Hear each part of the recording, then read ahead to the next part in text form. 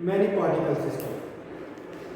Till now we wrote Schrödinger wave equation for one particle in 1D box, 2D box and in 3D box.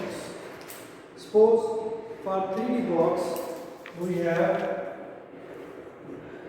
this equation. This is your simple Schrödinger wave equation, and till now one more thing,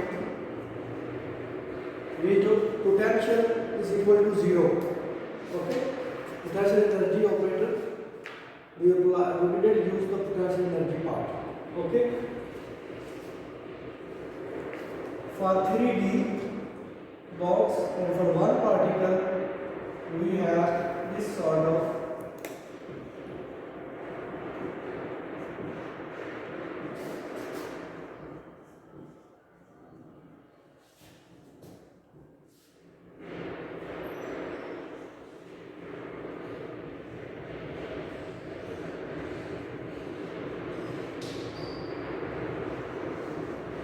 this is your Schrödinger wave equation for one particle in 3D box. Okay. For today we have many particle system. Many particle system. तो क्या है, many particle system. यहाँ पे एक ही particle था, अब हमारे पास क्या है, many particle system. तो उसको हमने कैसे डील करना है, तो आज हमने ये पढ़ना. ठीक है, उसकी कुछ इंफॉर्मेशन होनी चाहिए. डिटेल में हम नहीं जाएंगे, कुछ इंफॉर्मेशन आपको होनी चाहिए कि इसकी Schrödinger wave equation कैसे लिखते हैं और इसको इंटरप्रेट कैसे करते हैं.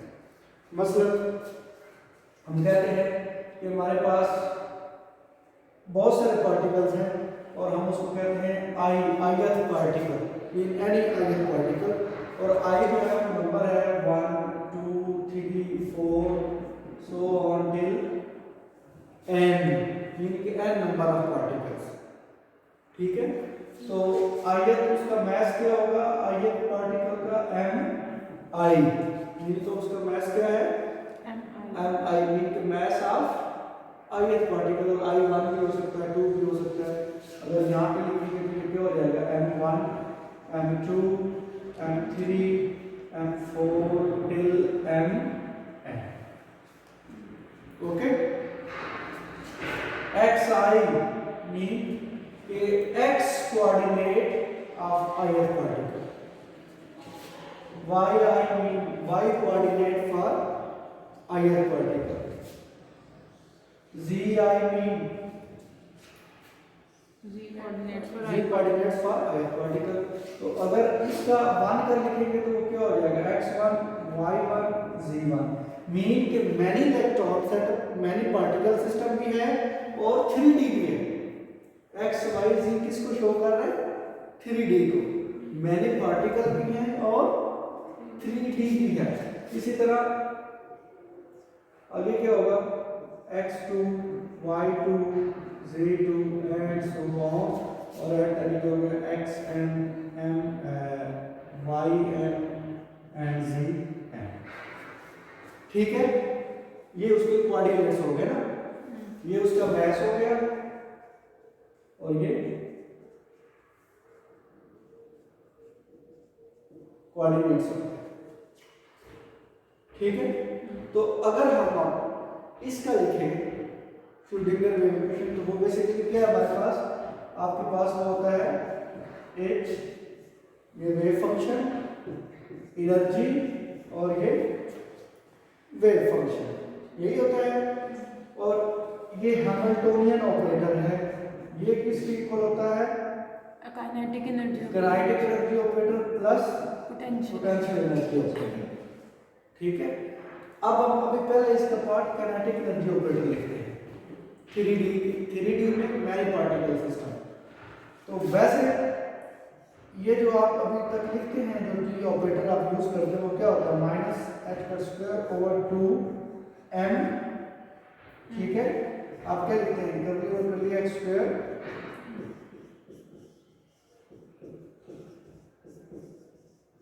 ये जो सिंपल आप लिखते हैं ये लिखते हैं ना। अब अगर हम ये आयत पार्ट के लिए लिखेंगे आयत है तो ये क्या हो जाएगा 2mi, ठीक है, मैथ ऑफ आयत। आगे क्या होगा करली स्क्वायर और करली एक्स आई स्क्वायर, ये हम लिख रहे हैं एक्स आई, ठीक है, प्लस क्या होगा वाई आई स्क्वायर।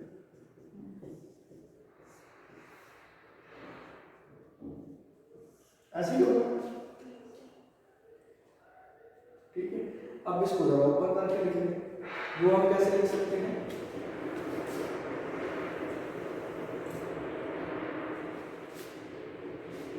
क्या होगा ये माइनस स्क्वायर ओवर 2m1, अगर आप वन पार्टिकल को लिख रहे हैं पहला पार्टिकल। आगे क्या होगा करली x1 स्क्वायर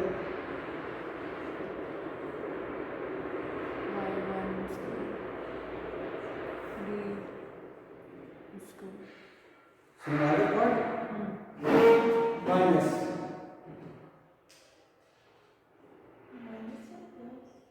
प्लस होगा, मगर माइनस आपका वो साइन आ गया ना। नेक्स्ट स्टेप में क्या हो जाएगा माइनस 2m2, अगर 2 को करना चाह रहे हैं ये क्या हो जाएगा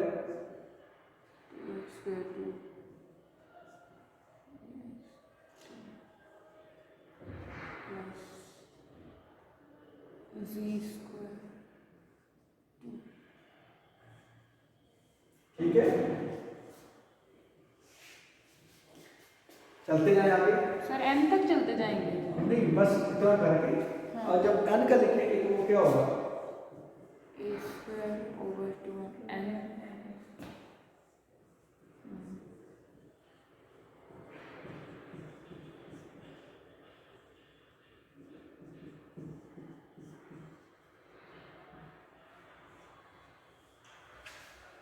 ठीक है, ये लिखना आपको आना चाहिए, ये भी ट्रिक है, ये भी आप उस वक्त तक लिखते हैं जब तक आपको अंडरस्टैंडिंग हो जाए, अगर नहीं होती तो मुश्किल हो जाता है ये लिखना।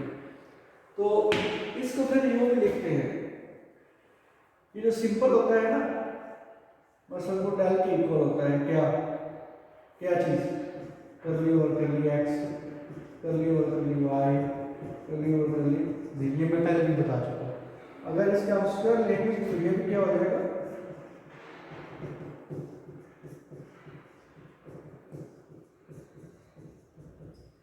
ठीक है। तो इसको अगर हम इस फॉर्म में लिखें, मीन कि आप समेशन सिग्मा, इसको क्या बोलते हैं सिग्मा, सिग्मा समेशन के लिहाज से लिखें तो ये क्या हो जाएगा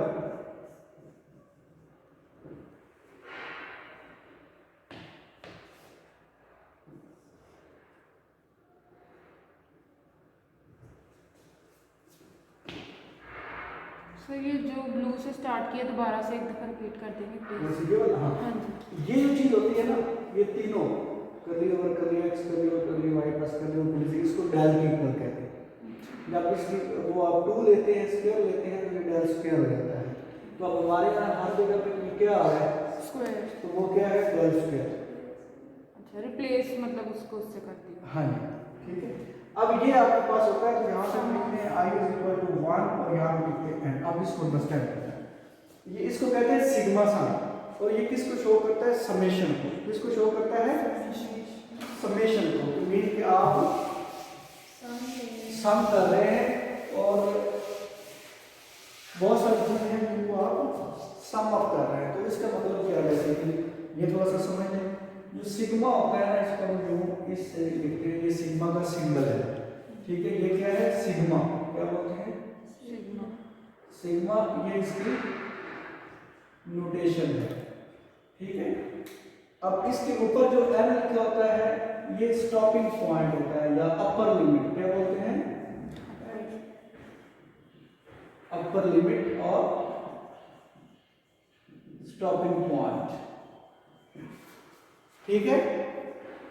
ये जो नीचे लिखा होता है i = 1 तो लिखा हुआ है हमने, ठीक है। i क्या होता है इंडेक्स इंडेक्स ऑफ समेशन।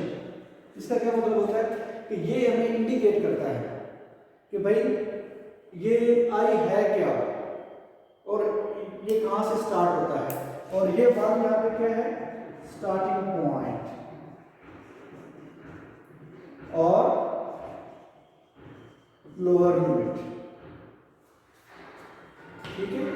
और ये जो बीच में एक्स आई लिखा होता है, आई अब आपको पता लग गया क्या है ना, कि इंडेक्स है तो वो बता रहा है कि इंडिकेट कर रहा है वो है चीज क्या, और वो क्या है वन में वन से स्टार्ट होता है, ठीक है। और ये एक्स जो होता है ये बेसिकली आपका टिपिकल एलिमेंट होता है जिस पे आप काम कर रहे हैं, ठीक है, जिस पे आप काम कर रहे हैं, जिन चीजों को आप सम अप कर रहे हैं, ठीक है।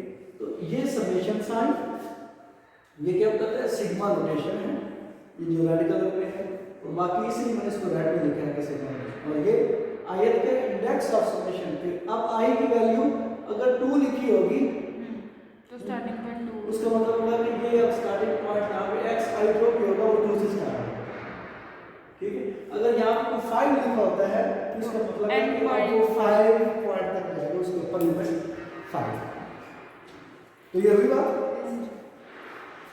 ठीक है। तो ये है समेशन। अब इसके अंदर होगी आपको जी कि आई वन क्यों है और ये क्या है, ये क्या है, ये क्या, ये सारी चीजें आपको पता है, ठीक है। अब ये हम इसको कुछ यूं लिख लेते हैं,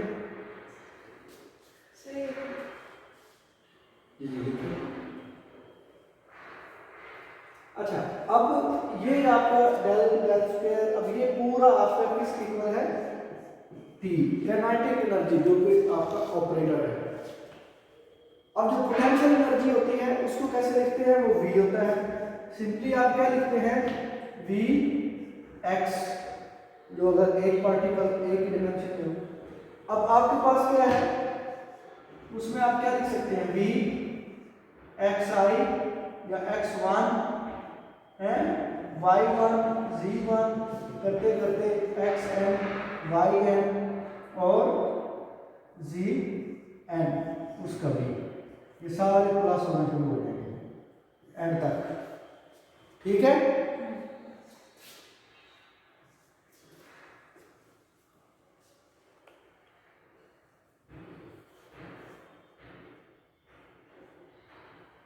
टेंशन हो गया। अब अगर इसको इकट्ठा लिखेंगे आप, ये कोई बात नहीं है, ये सिंपल चीजें हैं। अगर आप इसको इकट्ठा लिखते हैं तो ये अब आपके पास ये ऑपरेटर क्या बनेगा, हैमिल्टोनियन दोनों का अगर करेंगे तो वो क्या बनेगा, आप minus n i is equal to 1 is 2 over 2mi, आगे so ये sine square plus v v, x1 y1 z1 अगर आयत करना है तो x i y i z i, ठीक है। ये पूरा आपका ऑपरेटर बन गया। और अगर आप इसकी श्रोडिंगर बनानी है तो यही चीज ऐसे आ जाएगा, और अंदर और ये, ठीक है, समझाया पॉइंट।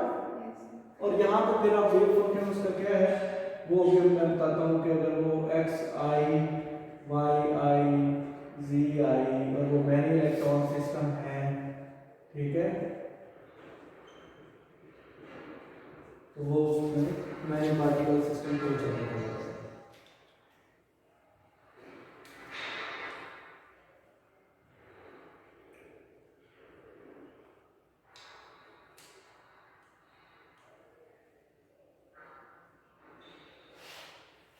ये पॉइंट समझ आ गया। अच्छा, होता क्या है, अब सपोज कि हम करते हैं कि 2 पार्टिकल्स हैं आपके पास, क्या है, 2 पार्टिकल्स हैं, तो उनका आपने वो लिखना है तो क्या होगा, 2 पार्टिकल सिस्टम का वो कैसे है कि ये आपके पास कोऑर्डिनेट्स हैं, ये x है, ये y है और ये z है, ठीक है। तो यहाँ पे वो कोई पार्टिकल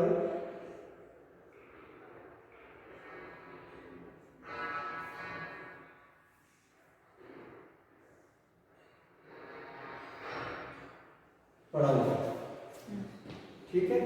इस पॉइंट पे है वो, आप इसको फाइंड करना चाहते हैं तो ये इधर भी जाएगा, ऐसे इधर आएगा यहाँ पे और फिर इधर, ठीक है। ये पूरा उसके कोऑर्डिनेट्स, तो ये y है, ठीक है, ये z है और ये y है और ये x है, ठीक है। तो ये पार्ट क्या हो जाएगा, dx, जो इसलिए आ रहा है जो वर्टिकल है वो क्या है dz, और जो इस तरह है ये वाला पार्ट में क्या है dy। अब वो कहते हैं इस तरह के 2 पार्टिकल्स हैं, उनकी आप लिखेंगे 2 पार्टिकल्स इन 3D। मगर जब हम 2 पार्टिकल्स लिखते हैं तो 1 में तो हमने पोटेंशियल, उनकी इंटरेक्शन को, किस पोटेंशियल को जीरो किया था, मगर यहाँ पे तो इंटरेक्शन होती है, तो वो इंटरेक्शन कैसे इन्वॉल्व होगी तो वो भी आपके साथ में देखना होगा। अब जब 2 पार्टिकल्स रहेंगे तो क्या होगी, साथ में इंटरेक्शन भी होगी उनकी, तो वो इंटरेक्शन वाला फैक्टर भी तो आपको लिखना है, ठीक है। तो ये जो dx dy dz है ये क्या है, ये बेसिकली उसकी वो स्पेस, ठीक है, वो होता है। अब अगर 1 पार्टिकल है तो उसको आप कैसे लिखेंगे, सिंपल उसकी आप अगर लिखना चाहें माइनस h का स्क्वायर ओवर 2m1, ठीक है। आगे क्या लिखेंगे, करली ओवर करली x1 स्क्वायर करली y1 स्क्वायर, ठीक है, प्लस ये हो गया, प्लस फिर इसी तरह माइनस 2m2 करली ओवर करली x2 स्क्वायर y2 स्क्वायर। अब आपने इसमें पोटेंशियल एनर्जी का फैक्टर, सॉरी इंटरेक्शन का फैक्टर ऐड करना है।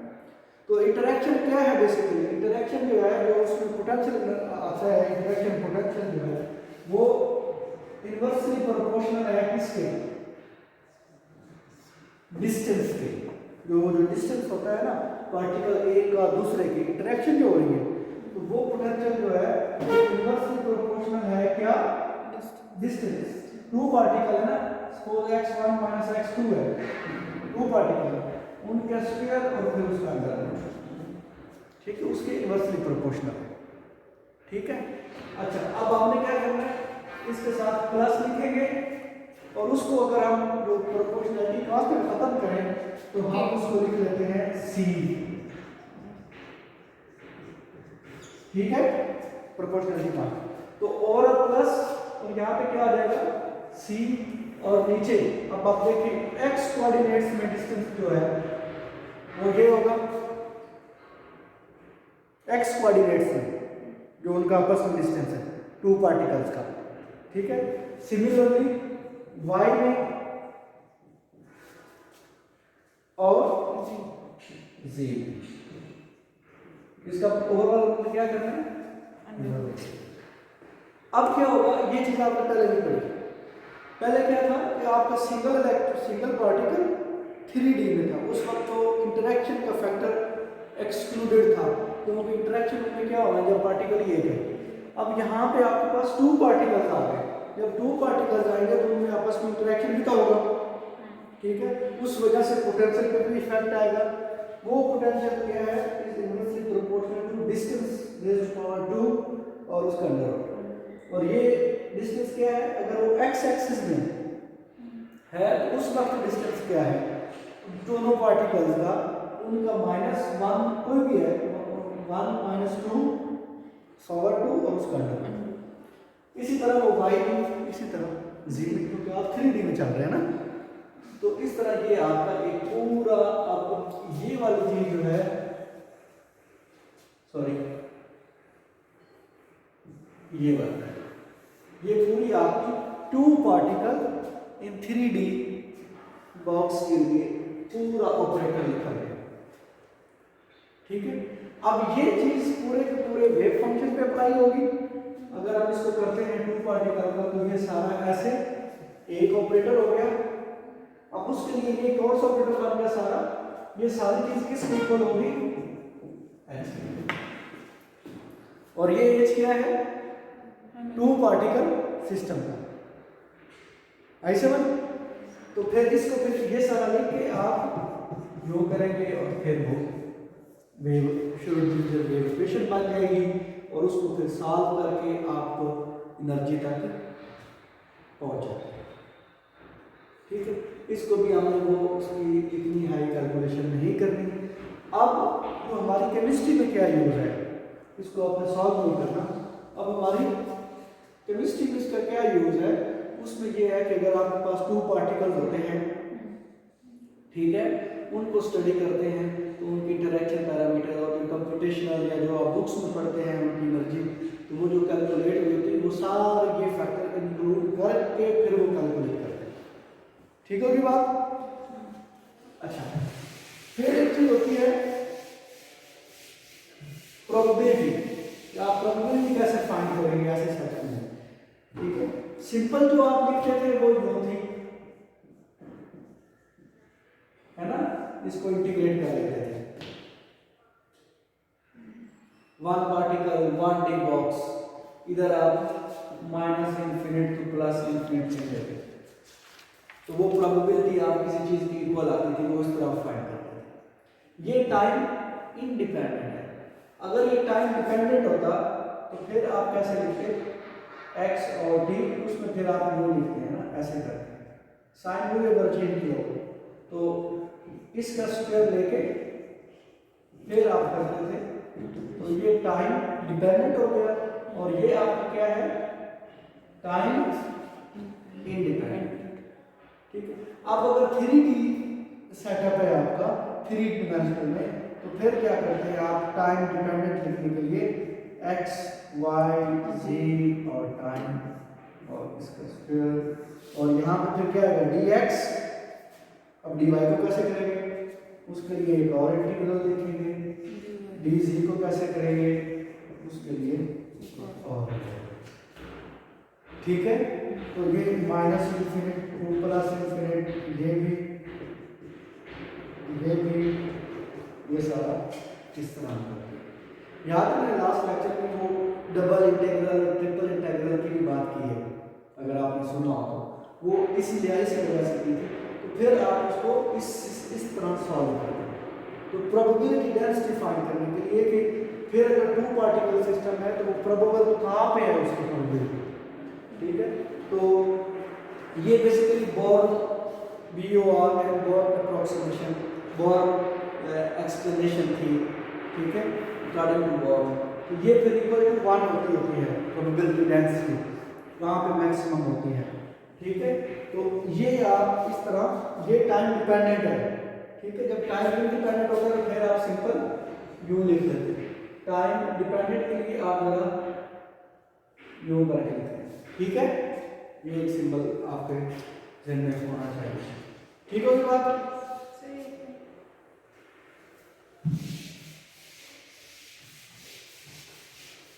अच्छा, जब ये चीज हम पढ़ लेते हैं, ये थोड़ी सी बेसिक बताइए, अभी ये चीज हो गई, उसके बाद फिर हम क्या करते हैं, जब इंटरेक्शन आ जाता है तो उस इंटरेक्शन की वजह से कुछ प्रॉब्लम्स क्रिएट हो जाते हैं।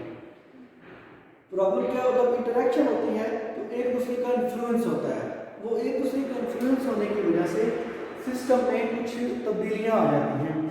उन तब्दीलियों को पढ़ना और उन तब्दीलियों की वजह से एनर्जी पे क्या इफेक्ट होता है, वो डिफरेंट मेथड्स हैं जिनको हम यूज़ करते हैं। उनमें क्या है, परटर्बेशन थ्योरी है और वेरिएशनल मेथड है, वेरिएशन मेथड और परटर्बेशन थ्योरी। तो वो फिर आप देखते हैं, वो बाद में देखेंगे, वो आपको पढ़ना है। तो उसके लिए हम क्या करते हैं, अप्रोक्सीमेशन करते हैं, उनको अप्रोक्सीमेशन थ्योरीज अप्रोक्सीमेशन मेथड्स कहते हैं। वो क्या है, वेरिएशन मेथड है और एक परटर्बेशन है, तो उस पर भी हम बात करेंगे। तो जब सिंगल है, कोई और चीज़ नहीं है, तो फिर तो उस पर कोई इफेक्ट ही नहीं है। जब एक से ज़्यादा हो गए तो वो एक दूसरे को इंटरेक्ट भी करेंगे, उस इंटरेक्शन की वजह से एनर्जी पे क्या इफेक्ट आता है, क्या सिस्टम परटर्ब होता है, प्रॉब्लम्स आती हैं, तो फिर वहाँ पे हम कुछ अप्रोक्सीमेशन करते हैं। और अप्रोक्सीमेशन में फिर हम ऑर्डर देखते हैं, फर्स्ट ऑर्डर तक जाना है, सेकंड ऑर्डर तक जाना है, ठीक है, तो वो अप्रोक्सीमेशन जो फिर हम परटर्बेशन में वो भी देखते हैं। अब आपको काफी ये आइडिया हो गया है कि वन पार्टिकल 1D बॉक्स क्या है, one particle in 2D box क्या है, one particle in 3D box क्या है, मैनी पार्टिकल इन 3D क्या है। 2D भी आप लिख सकते हैं, 1D भी लिख सकते हैं, 3D मैंने इसलिए लिख दिया ताकि वो सारी चीजें उसमें कवर हो जाए, ठीक है। मैनी पार्टिकल इन 1D भी लिखा जा सकता है, मैनी पार्टिकल इन 2D भी लिखा जा सकता है, मैनी पार्टिकल इन 3D भी लिखा जा सकता है, तो मैंने 3D वाला लिखा, ठीक है। तो मैनी पार्टिकल और पार्टिकल अगर इलेक्ट्रॉन है तो मैनी इलेक्ट्रॉन, ठीक है, ठीक है ना। तो ये चीज आप कर सकते हैं, तो ये प्रोबेबिलिटी भी आ गई, ये चीजें भी आ गई। फिर एक और चीज आपने देखनी है जो भी आज मैं थोड़ा सा उस पर भी रहे बात, वो है ऑर्थोगोनल, ऑर्थोगोनल, ठीक है, ऑर्थोनॉर्मल, ऑर्थोगोनल, ऑर्थोगोनैलिटी, ऑर्थोनॉर्मैलिटी, ये चीजें आपने सुनी हुई हैं या नहीं सुनी हुई? चलो उसको हम देखते हैं। जब हम बात करते हैं ऑर्थोगोनल की, क्या ऑर्थोगोनल, ऑर्थोगोनल, इसका मतलब ये है कि टू वेक्टर्स हैं, क्या है, कोई वेक्टर ए है और दूसरा वेक्टर बी है, ठीक है, ये दोनों एक दूसरे के साथ परपेंडिकुलर है। परपेंडिकुलर का क्या मतलब होता है, 90 का एंगल। अगर तो वो दोनों वेक्टर्स परपेंडिकुलर हैं तो उनका आपस में जो रिलेशन है that will be called orthogonal to each other, they will be called orthogonal, ठीक है। अगर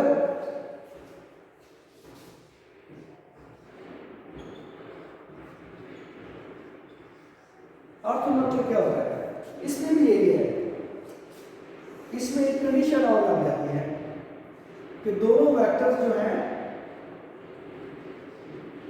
वो एक दूसरे के परपेंडिकुलर तो होने चाहिए, मीन कि ऑर्थोनॉर्मल के लिए जरूरी है कि वो पहले ऑर्थोगोनल हो, ठीक है, मीन कि वो एक दूसरे के 90 का एंगल तो बनाए मगर उन वेक्टर्स की जो लेंथ है वो लेंथ वो यूनिट हो, मीन 1 1, लेंथ क्या हो, यूनिट हो 1 1। ये हो सकता है कि लेंथ 2 मीटर फर्स्ट करो होगी, ये 3 मीटर हो गई, सर ऐसे हो सकता है किसकी भी 2 और इसकी भी 2, नहीं 1 1, ठीक है, सिमिलर ना हो बल्कि 1 हो, यूनिट 1 हो, तो उसको फिर क्या बोलते हैं, ऑर्थोगोनल, ठीक है। तो ये ऑर्थोगोनल। और इसी तरह जब हम क्वांटम में या वो फंक्शन पढ़ते हैं तो वहां पे क्या होता है कि हमारे पास ये इंटीग्रल होता है -∞ टू +∞। हमारे पास हम ए कंजुगेट लेते हैं कॉम्प्लेक्स, ये तो पता है ना आपको, और दूसरा ये लेते हैं और हम ये कहते हैं ये इक्वल टू 1 है अगर i is equal to j हो, ठीक है। फिर ये किसकी इक्वल होता है, 1a अगर i is equal to j हो, मीन के सेम ही वेव फंक्शन का कॉम्प्लेक्स लेके कॉन्जुगेट, कॉम्प्लेक्स कॉन्जुगेट लेके सेम फंक्शन के साथ मल्टीप्लाई करें तो आंसर आपका 1 आएगा। अगर वो डिफरेंट फंक्शन हो,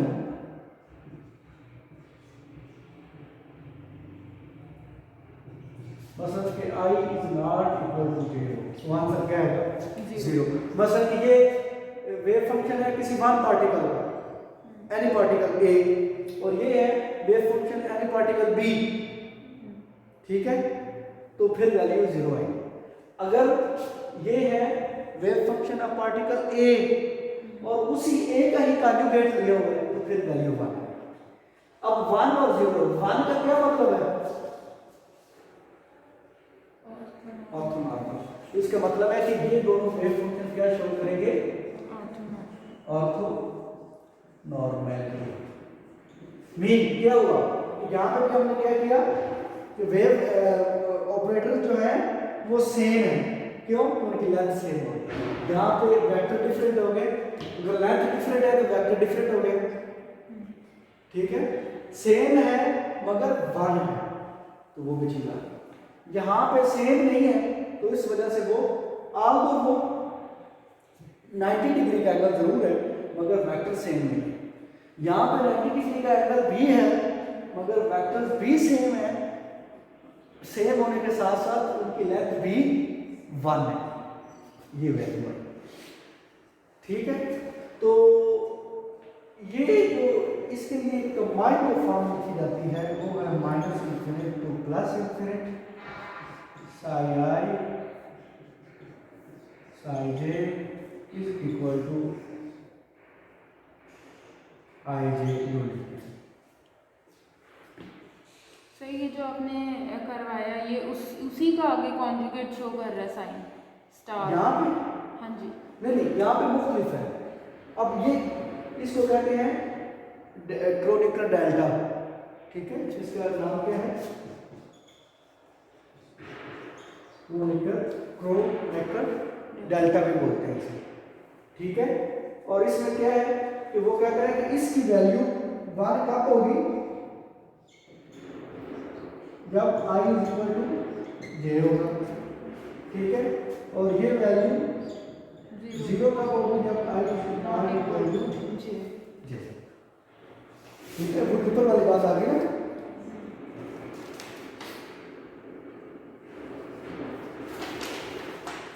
ठीक है, तो इसको क्या बोलते हैं, ये मैं वर्स कर देता हूँ K R O N E C K E R E E L T A, ठीक है, क्रोनिकल डेल्टा इसको कहते हैं। और ये 0 कब होता है जब i is not equal to J हो, तो वो ये वाली कंडीशन हो जाएगी ऑर्थोगोनल तो होंगे मगर ऑर्थोनॉर्मल नहीं होंगे।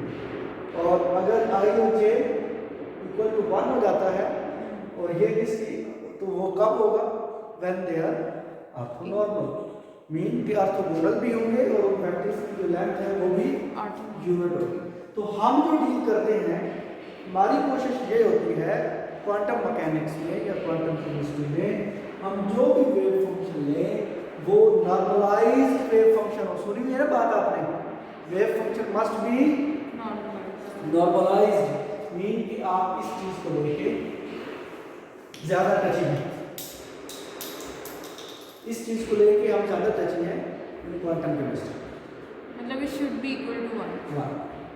इसलिए हम, क्योंकि हमने कहा है कि आपका जो वेल बिहेव्ड वेव फंक्शन है उसकी क्या प्रॉपर्टीज है, बहुत सारी में से एक ये भी है कि फंक्शन मस्ट बी नॉर्मलाइज्ड है, उसको नॉर्मलाइज्ड करेंगे, नॉर्मलाइज नहीं तो वो आप करते हैं इस तरह करने के बाद उसको वो ये आपने कुछ समझ में पड़ी हुई बात, ठीक है, आप उसको नॉर्मलाइज करते हैं, ठीक है ना, फिर वो इस चीज के इक्वल, ठीक है की बात। तो ये आज मेरा कॉन्सेप्ट थे, 2-3 थोड़ा डिफिकल्ट भी हैं मगर इसको आप इंशाल्लाह डाइजेस्ट हो जाएंगे, आप कवर कर लेंगे अगर इसको एक दफ़ा जाके आप दोबारा से पढ़ते हैं। तो ये ऑर्थोगोनल ऑर्थोनॉर्मल वेक्टर्स, ये अब ये आपको आइडिया हो गया है कि ऑर्थोगोनैलिटी क्या है, ऑर्थोनॉर्मैलिटी क्या है। ऑर्थोगोनैलिटी में क्या होता है कि two vectors they must be perpendicular to each other, ठीक है, regardless of their lengths, but in case of orthonormal they must, two vectors must be perpendicular and their lengths will be equal to 1, ठीक है, वो फिर आपको normal. तो हमारी काम होती है, हम कहते हैं कि ऑर्थोनॉर्मैलिटी है, इसलिए फिर हम आगे जा चल के कहते हैं कि प्रोबेबिलिटी डेंसिटी भी 1 हो, मैक्सिमम 1 ही होती है ना प्रोबेबिलिटी डेंसिटी, इक्वल चांसेस 1 हो गई प्रोबेबिलिटी।